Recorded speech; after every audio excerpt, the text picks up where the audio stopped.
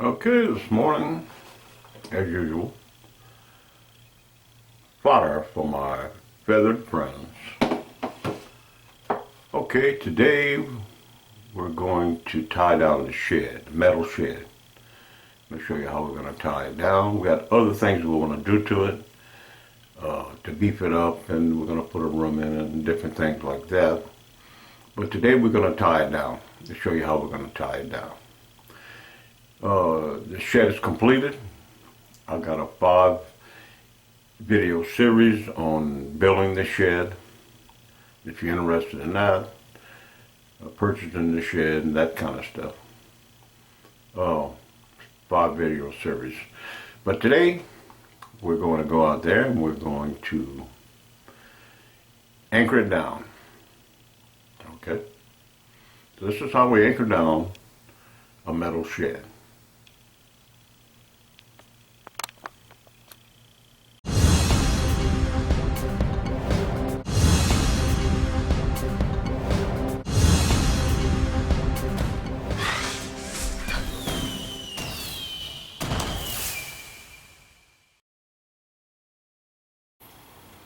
Okay, we're fixing to anchor metal shed down. If you watch my videos, you'll see I got 5 videos on this particular shed. What we're going to do is we got some stainless steel anchors. We have 4 of them.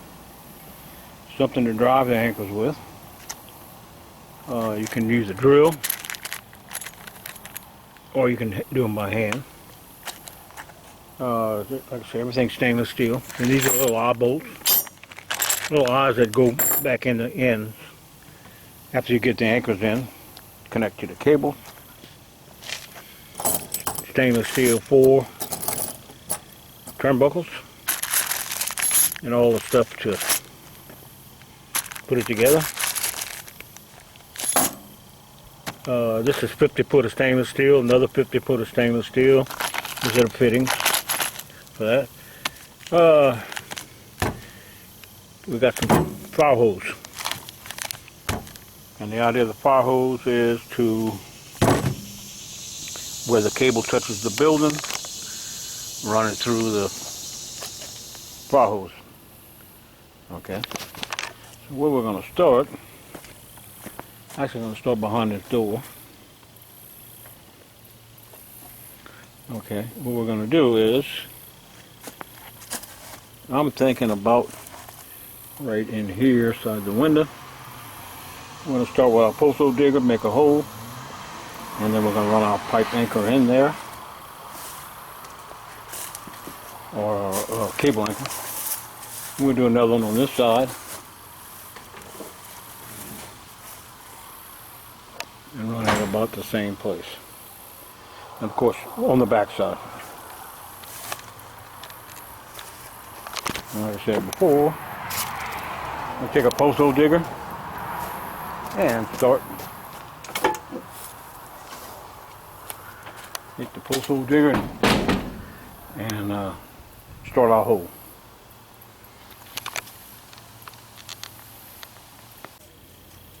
Okay, we decided to put it more towards the end of the shed. That way it's not going to be in the way of that door. As you can see, we got this one screwed down into the ground. We got a stainless steel turnbuckle. And we're going back over here. We got that one in the ground with our stainless steel turnbuckle. We came over 3 of these ribs. Okay. Then we came over here with our stainless steel turnbuckle. Over 3.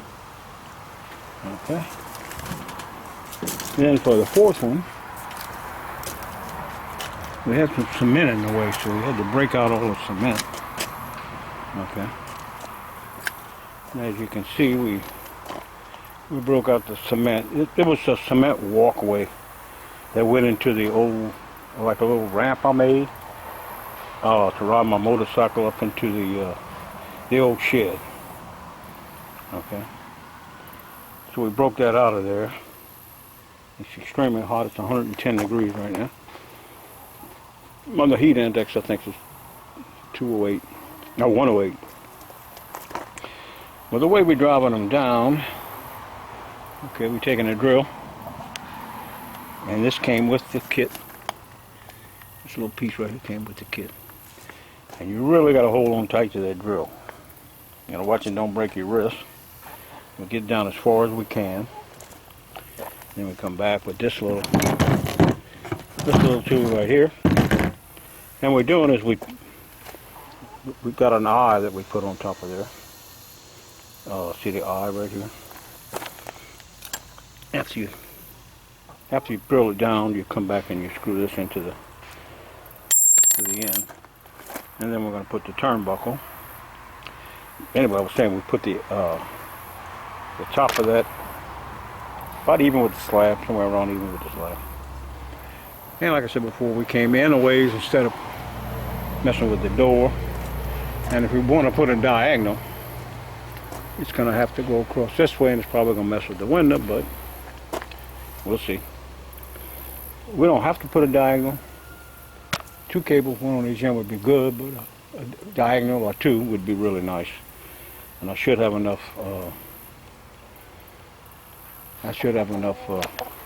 cable to do what I want to do. There's what cement we broke out of there. Okay, that's where we at.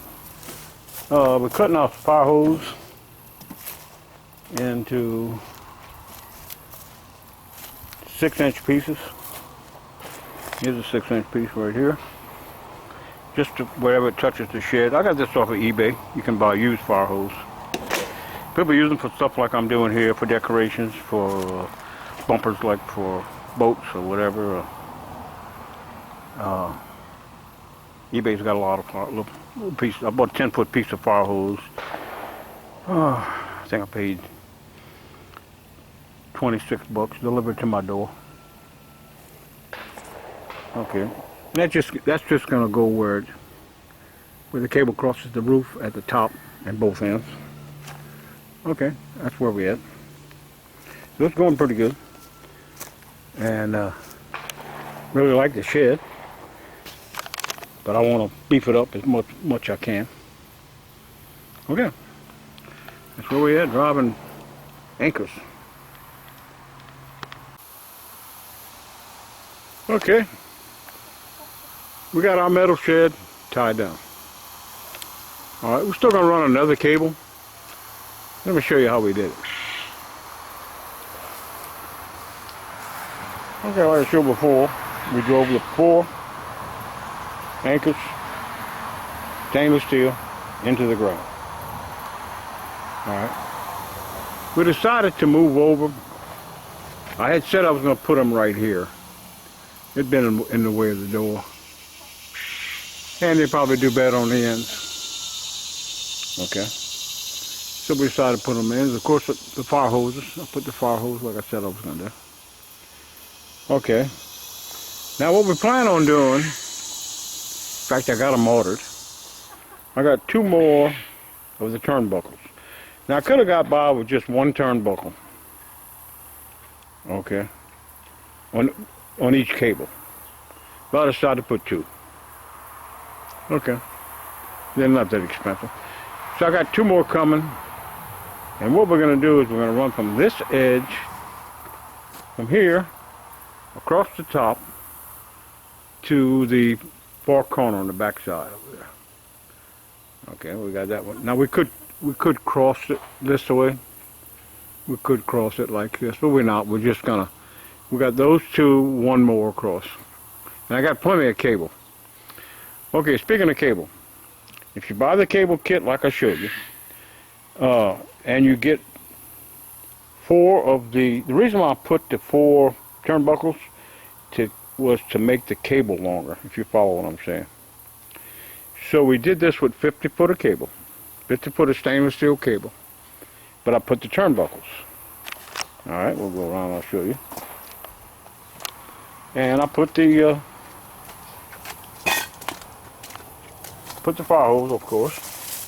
Okay, see how we got We got a turnbuckle there. It can be tightened a little bit. What I'm going to do from time to time is just pull on this cable like this and retighten the turnbuckles. And come over here to this corner. We got the same thing. Now I drove the, like I showed before, I screwed the anchors in, about even with the slab. And that turnbuckle gave me over a foot. Okay. Which was enough. And in fact, you can see how much cable I have. I didn't cut this end of the cable. You see, from here to here. I gotta get in the camera there. Okay. So I had enough. I had enough to tie it down. It's not the prettiest thing, but we don't care. Look where we are. We're in a chicken coop. Okay. So, like I said, I got, I'm going to put another, I got another extra 50 foot of cable. There's the same thing. Okay, let's tie it down. Okay. So that's how we did it. Oh, I want to add something about the, how to put the cable clamps on. Okay, there's an old saying when you're dealing with cable. Never saddle a dead horse. Okay, this is the saddle, this part right here. This is the saddle. And you can see grooves in it. See the grooves in it? Oh, if I can get in camera. See the grooves? There's like little grooves to catch the cable. That is the saddle. These are all stainless steel. And this is, of course, the U-bolt. And it's got two nuts. Okay, never saddle a dead horse. Okay, so this is the dead end of the cable. This is the live end of the cable. Okay, so see how the saddle is on the live end. The saddle is not on the back end. Now I've seen people not remember that or not know it, and they'll put one way, one the other way. Now,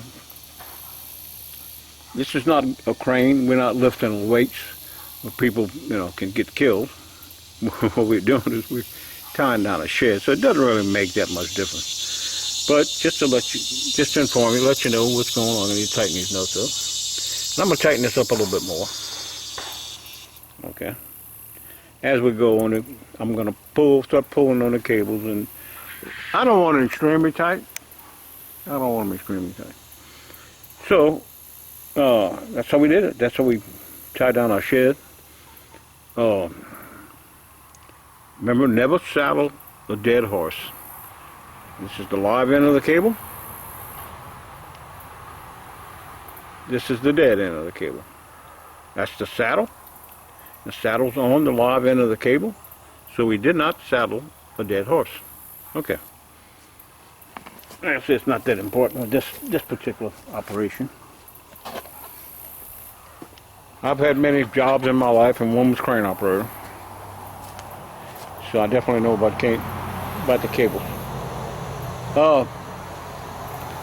Like I said, we're going to go one more.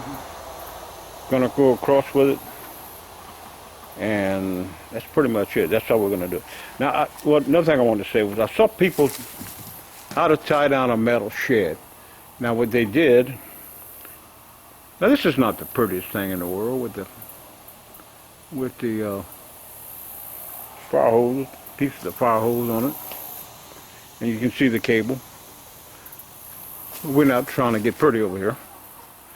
Okay, don't look that bad. Okay, what I was going to say was, I saw some people that said this is how you tie down a metal shed. And what they did, they took an eye bolt with a wood screw in there and screwed it into the wooden plate. They went up under, it wasn't this particular shed, they went up under here, went around, over the beams, okay, on the inside now. They came down to this side and screwed in there. Okay, now that wouldn't do much. That's not much. We're in a hurricane area. If you're in a place that doesn't get any wind, maybe more than 40, 50 miles an hour, I would say that might work. But if you want to, sure enough, tie it down, you want to do it like I did it. Okay? And like I said, that's going to be another cable going across. So 50 foot of cable will do this shed. So if you get that kit, stainless steel, it's 50 foot of stainless steel cable, and it's, I don't remember what I paid for it, 120 something bucks, I think, I don't know, something like that. But we tie it down. See, that's the main thing. And it's not tornado proof, not even hurricane proof. So, but we're doing the best we can, okay, to tie it down. And that's how I do it. So I'm not going to film, put any other cable on. I might film it when I come back and do more of the shed. Okay, so the next thing I'm going to do with this shed, it's going to be in another video, I'm going to paint the floor. Okay. The floor, it's an old shed. It was an old shed, and old slab, I should say. I bought some special paint. I'll say special paint. It's a basement paint. Okay. This slab, when this slab was put up, it was originally a dog pen. And if you watch my other videos, I explain all that. This slab was for a dog pen. Then I put a shed here, and I had quail and chickens, or quail and rabbits, not chickens. And storm come along and took everything out. So then I decided to put this shed, okay. So anyway, what I was going to say was there's no plastic, there's no visqueen in the bottom of this slab. So what will happen is it'll sweat. Okay, it'll definitely sweat. And you don't want moisture in your shop or your shed. So if you have a slab without moisture, okay, I mean without a visqueen in it, and you don't want moisture, okay, you want to paint it with a basement paint, a paint that is made to hold back water. Okay. So it'll sweat. So anyway, how we tie down a metal shed? We run the cables on the outside of the shed with turnbuckles, all stainless steel. Okay. Like you saw before, we drove them most of the way in. We drove them most of the way in with with my drill. I drove them most of the way in with the drill, and then I took they came with that little hand thing with the yellow handle on it, and I took that and I used that to finish it up. Okay. So, you need to tie down your shed, try this. Should work for you. Hope this has been helpful for you. Follow, subscribe to my channel if you'd like to see more stuff. I do chickens and quails and birds, and I work on different things and on the homestead. I repair cars, trucks,